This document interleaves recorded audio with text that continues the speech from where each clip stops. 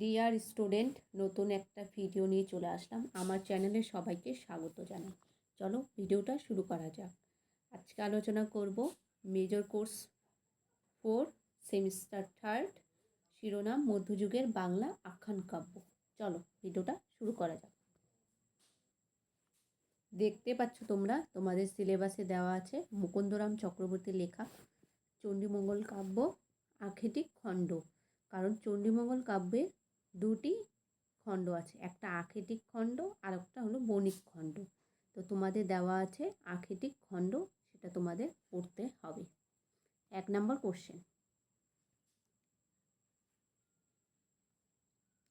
এটা হলো এই সাজেশনটি তাদের জন্য যাদের মেজর বাংলা আছে, তাদের জন্য এই সাজেশন। মেজর পেপারে যাদের বাংলা আছে তাদের জন্য এই সাজেশনটি। চলো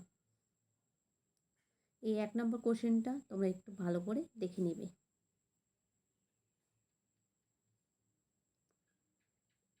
চরিত্রর মধ্যে যেগুলো দেওয়া আছে 2 নম্বর কোশ্চেন, ওটা পড়ে নেবে। যেগুলো খল চরিত্র যদি তোমাদের দিয়ে থাকে, তাহলে ভারু দত্ত ও মুরারি শীলের চরিত্র দুটি পরিচয় তোমাদের দিতে হবে।